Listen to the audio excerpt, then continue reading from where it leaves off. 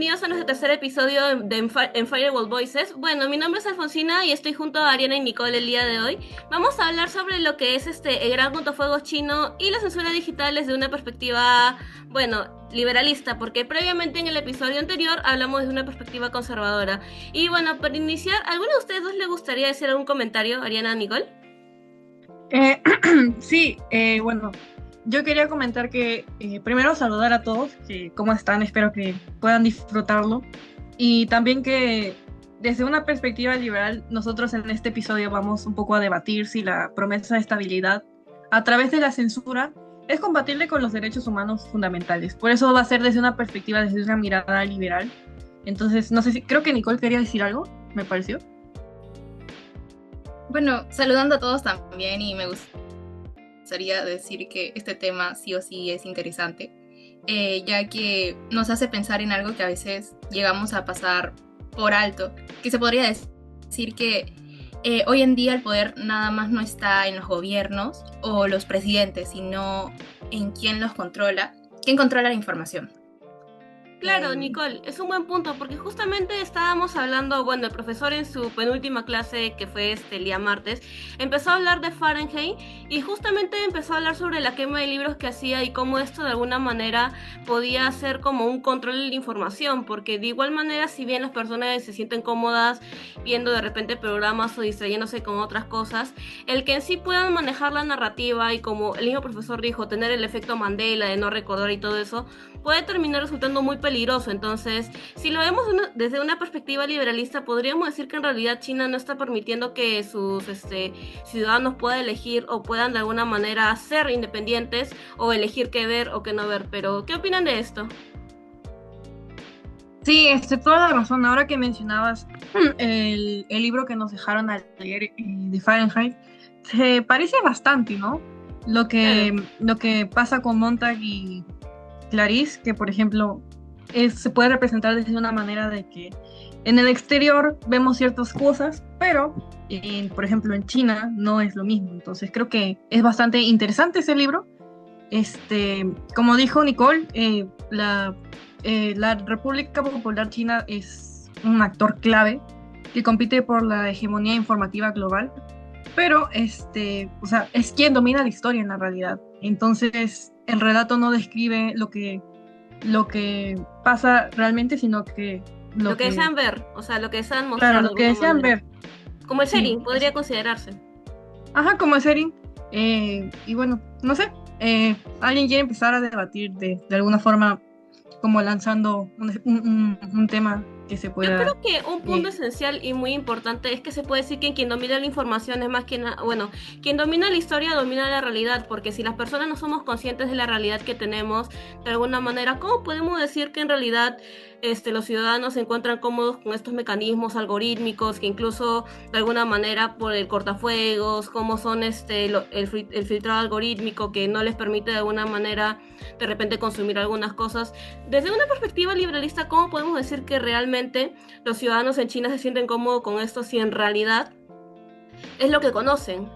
Hay personas que de repente nunca han salido de China y son muy nacionalistas y esto lo ven normal, porque si bien hay un grupo que puede considerar que está en contra de eso, como hemos dicho en el primer episodio con las marchas que hacen en Hong Kong para independizarse y todo eso, podemos considerar que de alguna manera las personas no se encuentran cómodas o no se encuentran con la libertad de expresarse, porque incluso, si no me equivoco, un periodista fue llevado a China y raramente después estuvo de acuerdo diciendo que estaba bien, cuando en realidad si estás publicando cosas en contra del país y que luego digas que estás cómodo con eso no tiene mucho sentido. Pero, ¿qué opinan ustedes de esto? Sí, bueno, hay algo que mencionaste que me pareció bastante interesante como para poder empezar desde esta perspectiva. Primero, lo que sería es el contrachoque mental liberal. O sea, nos cuesta imaginar que alguien pueda sentirse cómodo con la censura, ¿verdad? O sea, no, Claro. nosotros no creemos que alguien se podría sentir cómodo con alguien que no está viendo lo que realmente está sucediendo, porque nuestro valor central es la libertad individual. Pero si analizamos el contexto cultural, histórico y psicológico chino, vemos que la comodidad no surge del autoritarismo, sino de la priorización de otros valores. Entonces me llamó bastante la atención de que cuando mencionaste de que cómo podemos decir que realmente los ciudadanos de China se sienten cómodos con esta censura desde una perspectiva liberal. Bueno, yo creo que lo primero sería, como ya mencioné, el contrachoque mental liberal. Y bueno, el Estoy de segundo acuerdo yo creo contigo, que... Nicole. Perdón, sigue, sigue, sí. Ya, sí, no. Bueno, yo creo que ya para priorizar el segundo punto, que primero como hablé del contrachoque, en China el valor supremo no es que sea la libertad, sino es la estabilidad social. Como Claro, ya hemos mencionado en los anteriores episodios, bastantes veces a decir verdad, China tiene una población inmensa, como es el segundo país más poblado después de China. Entonces, es por eso que, como yo decía, su valor supremo no es que ellos quieran una libertad como tal, sino como una estabilidad social. Entonces, mientras que el liberalismo occidental se centra o sea, su eje es la libertad individual, en la cultura china vendría a ser lo que es el orden, ¿no? La armonía, la seguridad colectiva, o sea, está influida bastante por el confucianismo. Por eso claro, tienen ese tipo de... claro, o sea, yo pienso que en realidad en sí China es un país muy interesante porque en relaciones internacionales creo que para cualquier ejemplo, ya sea del Smart Power, que es una mezcla del soft y el hard power, es como que siempre está China ahí, porque por más de que China sea un país que es prácticamente tiene mucha censura, el gobierno prácticamente los limita de muchas maneras, porque si no me equivoco, hay cuando descubren que entras de manera ilegal a un sitio que no está permitido, creo que incluso puedes ir a la cárcel. No sé, he escuchado eso, pero lo que más me sorprende en realidad, más que decir eso, es de que como China en realidad tiene mucho poder, porque si bien podemos decir de que China es un país que es muy tradicional, que realmente vende muy bien su cultura, porque la mayoría de personas cuando hablamos de China no nos vamos tanto a lo que es que China es comunista, que China censura, no, la mayoría nos vamos a, oh mira, al menos acá en Perú siempre que hablan de China terminan hablando de chifas, entonces se puede decir que de alguna manera el lado cultural, porque si bien se puede decir que el chifa es una fusión de comida peruana con la china, porque la comida china normalmente no tiene tanto sabor, porque comen de esa manera. Es curioso ver cómo en estos países así, lo que más resaltamos siempre es la cultura, pero cuando ya te vas a un tema de relaciones internacionales o de diplomacia, vas tocando más esos temas y te das cuenta que mucha gente ve a China simplemente como un país bonito de visitar, un país que es muy cultural, que tiene muchos lugares bonitos para ir. Y es muy cierto, pero creo que poco se habla en realidad en cultura cuando no estudias de repente relaciones internacionales o estudias temas de Claro. política. Creo que algo que no se habla mucho es sobre esta censura que tiene China, porque en realidad China tiene un muy buen smart power, como comentan siempre los profesores, porque Sí, sí. de alguna manera creo que se hace un lugar atractivo para ir, pero cuando te topas con la realidad de cómo censuran, cómo de alguna manera tienen que tener, o sea, controlan creo que mucho su población, porque si bien se puede considerar de que China hace esto para proteger a la nación, como ya lo hablamos desde la vista, bueno, desde la perspectiva conservadora, que lo hace, se podría decir para proteger la información falsa. Creo que si lo vemos de un lado liberal, podemos decir que en realidad China está reteniendo, o sea, quiere controlar de alguna manera, porque si bien vemos, cuando no como en Fahrenheit, si no tenemos información de alguna manera, podemos estar como que viviendo en la ignorancia. Y cómo realmente sabemos que China está haciendo esto para proteger a sus ciudadanos y no para censurarlos o para que no tengan un pensamiento diferente al que en realidad quiere la mayoría, o bueno, el gobierno chino, o lo que creen que es correcto. ¿Qué piensas de esto, Nicole? Sí. Bueno, justamente con lo que estás mencionando, me llega a pensar que China no solamente utiliza su cultura para que la gente vea con buenos ojos qué es todo lo que está allá y todo lo bueno, sino que también utiliza la tecnología ya como una forma de poder silencioso. Y ya que, como estás mencionando, el mundo dice que China tiene una cultura totalmente interesante, pero China ya está avanzando también tanto en su inteligencia artificial, vigilancia digital y sistemas de control sistemas de control social, que también se menciona, creo que lo mencionaron en una clase. Y es como Sí. que acá también se menciona el lado suave, la comida, el turismo, la historia, ya que ayuda a que el lado duro no se note tanto. Y algo que a mí en esta parte me llama la atención, que también estuviste mencionando bastante, Alfonsina, es que China no discute tanto con palabras, sino que lo hace con hechos. O sea, no necesita pelear por las ideas, sino que eh, lo hace con, lo hace con muchas democracias, ya que simplemente lo que quiere hacer es tener resultados tanto en crecimiento económico, ciudades inteligentes, el orden social. Y eso llega a convencer a los países como que digan, uy, mira, no solo se necesita libertad, una libertad total para tener un desarrollo totalmente adecuado, sino que es poderoso. No sé. Bueno, en Sí, realidad, sí, totalmente. bueno, Ariana, ¿tú quieres, Ah, ya. Ajá. Sí, es que me gustó mucho lo que dijo al inicio. Lo primero que dijo Nicole es básicamente que no puedes extrañar lo que nunca conociste. claro, Eh, si alguien nació, no sé, usando Baidu y no Google o WeChat en vez de WhatsApp, entonces como que la censura no se percibe como una opresión, sino como para ellos es algo normal. ¿Me explico? Para ellos no es opresión, sino ellos lo perciben como normalidad. Eso me refería. También me dio risa lo que dijiste, Alfonsina, de la comida china, que no tenía mucho sabor. claro, o sea, Nunca lo he probado. usualmente por lo que sabe la comida china no es muy condimentada. Por ende, cuando hablas con gente que viaja a China, te dicen que en realidad la comida ahí no es tan condimentada como acá en Perú, porque en realidad, si no me equivoco, el chifa es una fusión de la comida peruana con Ajá, sí. con la china, en realidad, porque la comida china en sí es así. Pero creo que la mayoría de personas cuando relaciona a China acá en el Perú y de repente no conocen mucho el país, dicen, ah, no, en China deben vender lo mismo. Entonces, es interesante porque Mm, incluso tú vas a un chifa y usualmente los dueños son chinos, o sea, los dueños son chinos y sí. prácticamente es como que bien dicen que cuando un chifa es de un chino tiene buen sabor. Así que creo que la mayoría de personas relacionamos eso con decir de que de repente China puede ser un lugar muy atractivo, hasta por la comida, de repente gente que no conoce, porque incluso yo como anécdota, hace años antes de querer viajar a Soft China, power. yo siempre decía, quiero comer la comida allá porque debe ser muy rica como acá. O sea que empecé a ver series de China, de Japón y ahí, de esos lados de Asia.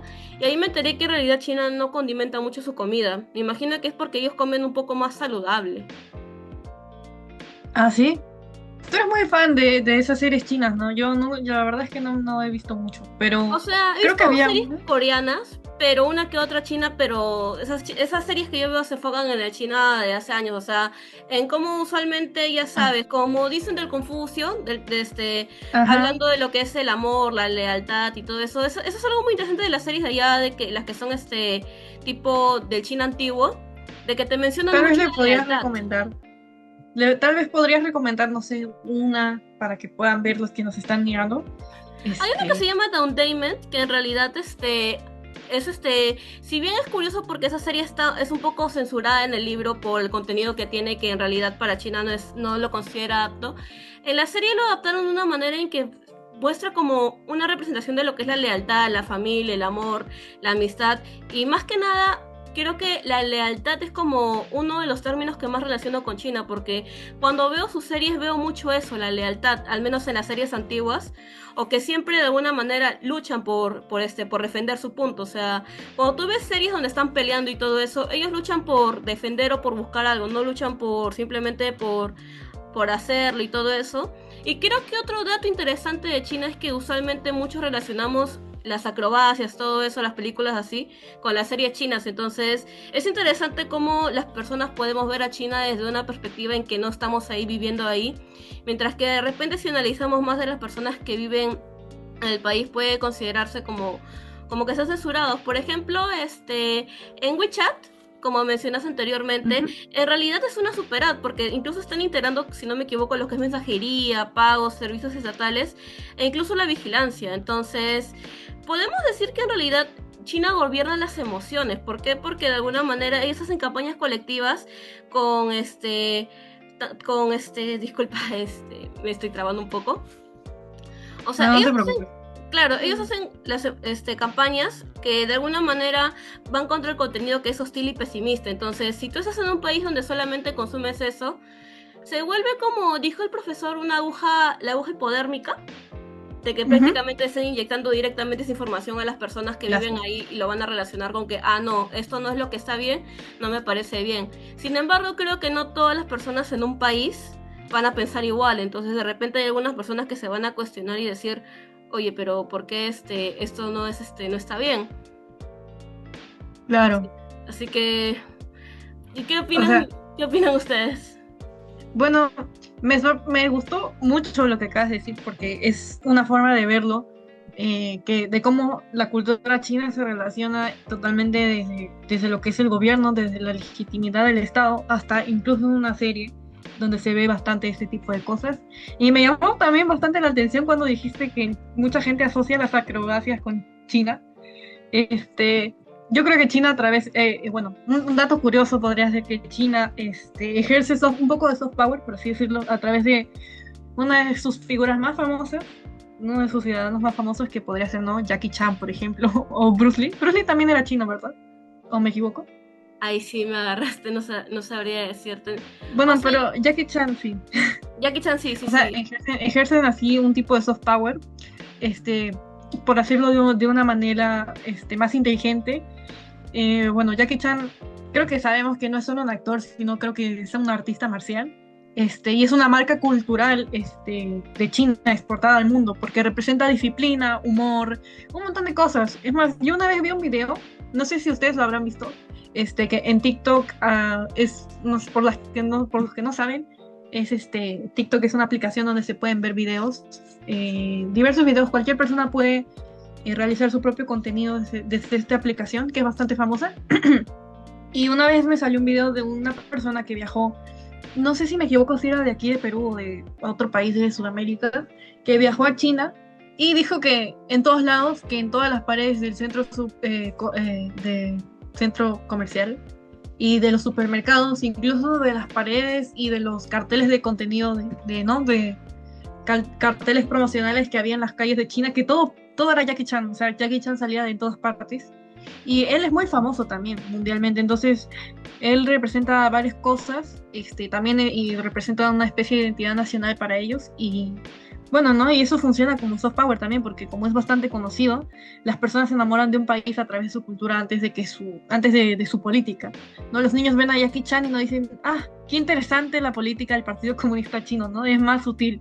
Dicen, ah, China parece cool, China se ve chévere. Entonces, yo creo que es bastante importante algo que China también tiene, que también es parte del Smart Power, como al principio dijiste, Alfonsina. Pero no sé, creo que hay que hablar un poco más o si quieren mencionar algo más, pero tal vez podríamos fijarnos un poco en la Yo legitimidad creo que del Estado chino. un punto interesante a mencionar es la manipulación informativa, como mencionaron previamente, lo que es la posverdad. Y bueno, en realidad ya la posverdad no depende tanto de un hecho comprobable, sino del hecho que lo acompaña, porque usualmente el cerebro más que nada manipula a la manipulación, o sea. Entonces, si por ejemplo se tiene mucha información sobre un cierto tema, de alguna manera lo pueden relacionar con la verdad porque ya es algo que han consumido, entonces yo creo que más que nada es eso. Y bueno, muchas personas no tienen acceso a lo que es la información, entonces la verdad en la era digital es como que muy complicada de que se dé completamente, porque al menos cuando China hace esto, como creo que hemos mencionado al inicio, es como con la excusa de repente de proteger a sus ciudadanos de las leyes de la información falsa, pero en realidad, ¿qué tan, o sea, qué tan factible es esto? Porque si bien puede haber información falsa, también tenemos lo que es la alfabetización mediática, que de alguna manera esto implica desarrollar a las personas, o sea, a las personas para que puedan evaluar la información antes de difundirla. Entonces, yo creo que en vez de censurar o de alguna manera mandar algoritmos que solamente envíen información que el gobierno desea, yo creo que la idea en realidad es que exista la alfabetización mediática para que los mismos ciudadanos sepan cuando una información es falsa y sepan cuando no. Y de alguna manera de repente sí deberían de controlar un poco lo que es la información que puede pasar por redes, pero de ahí ya a de alguna manera censurar lo que consumen es como que ya un poco extremista y no les permite ser libres de lo que consumen, por así decirlo, pero es lo que yo opino. ¿Qué opinan ustedes? Bueno, de lo que decías, yo creo que la alfabetización mediática es un tema bastante importante. podría ser la solución a muchísimas cosas, ¿no? Porque, por ejemplo, comparando lo que sería este tipo de alfabetización, cuando comparamos China versus Occidente, en Occidente tenemos una influencia algorítmica comercial, en China tienen una influencia ideológica estatal, pero desde la perspectiva liberal, en ambos casos el individuo queda subordinado a un filtro que no eligió, ¿no? Entonces, nuestra defensa debe ser siempre hacia la capacidad del ciudadano, aprender a acceder a la información plural y decidir por sí mismo. Entonces, creo que es algo bastante importante. Me pareció que Nicole quería mencionar algo. No sé, quería dar un dato, creo. Bueno, en la parte que estaba mencionando Alfonsina sobre la posverdad, yo como que lo entiendo, que significa como que como si te taparan los ojos y te dijeran, tranquilo, yo te digo que tienes que mirar, y así la persona la persona nada más no decide, sino nada más obedece. Y en esta parte yo creo que vendría a ser peligroso, porque si una mentira se llega a repetir muchas veces, empieza a sentirse como verdad. Y creo que es algo que también el profesor muchas veces mencionó en su clase. Es como si escucháramos una canción 1000 veces y que te termina gustando y la terminas cantando aunque no te guste. Y podría decir que, reforzando lo que dijo Alfonsina en esta parte de la posverdad, que no importa si es verdad o mentira, sino importa cómo te hace sentir, y tampoco importa cuántas son las veces que la repites, sino quién es la que lo controla, quién o qué es lo que lo controla. Y en este caso vendría a ser que el gobierno controla todo eso, ya que no existiría ningún debate, sino una opinión, y solo vendría a haber una versión, la versión oficial. Claro, sí. Bueno, lo que podríamos, por ejemplo, ahorita que estamos terminando de leer Fahrenheit, bueno, ya deberíamos haber terminado. Hay algo que se relaciona bastante con lo que Alfonsina y Nicole acaban de mencionar. Por ejemplo, si lo relacionamos nuevamente, repito, con Fahrenheit, lo que Bradbury temía no era solamente la prohibición de libros, sino que era la anestesia intelectual, parecido a lo que mencionó Nicole hace un momento. Si matas el pensamiento crítico con entretenimiento o con propaganda, el resultado es el mismo: ciudadanos obedientes y emociones manipuladas. Entonces, como dijo Nicole, tantas veces que una persona va repitiendo lo mismo, ya poco a poco lo va aceptando, ¿no? Lo va asimilando. Entonces, es algo bastante importante o sea, siempre el resultado va a ser el mismo, incluso si matas el pensamiento crítico con ese tipo de propaganda.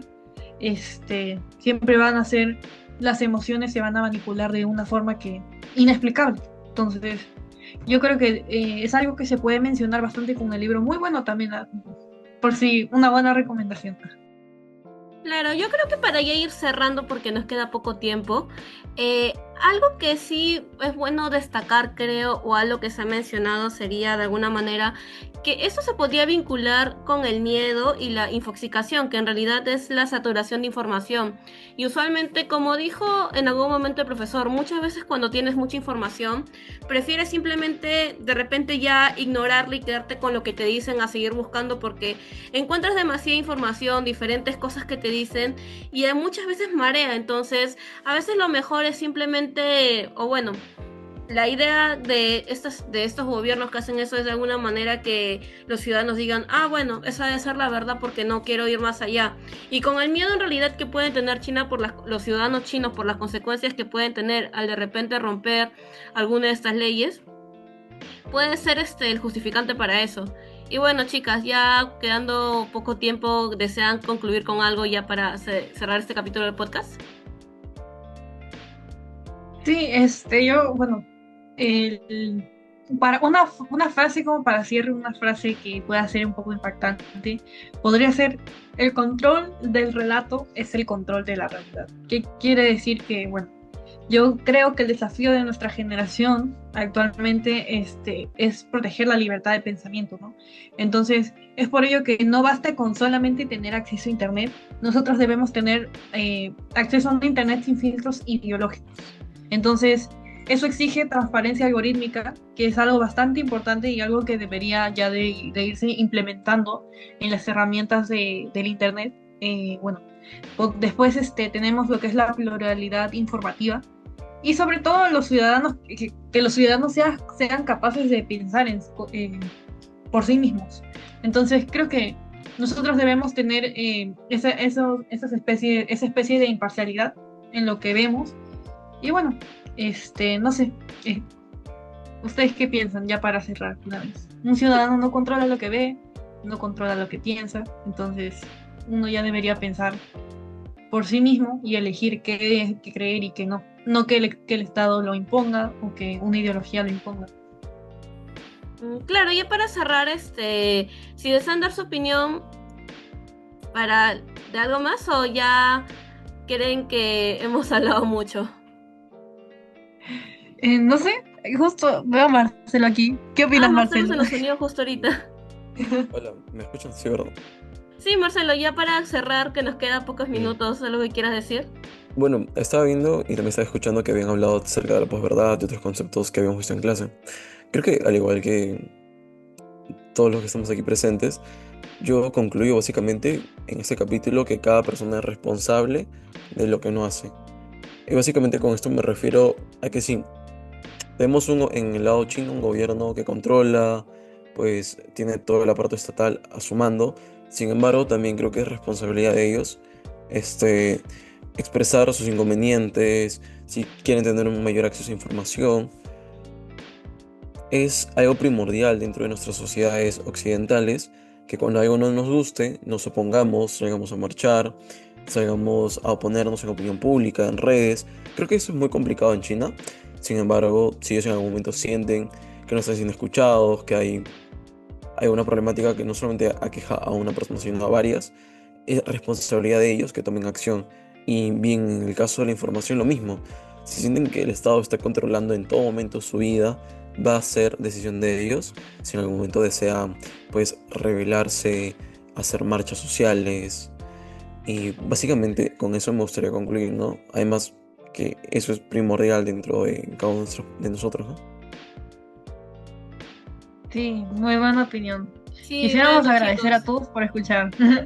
Sí, chicos, muchas gracias por escucharnos en nuestro penúltimo podcast. Ya en el último vamos a hablar desde una mirada conservadora.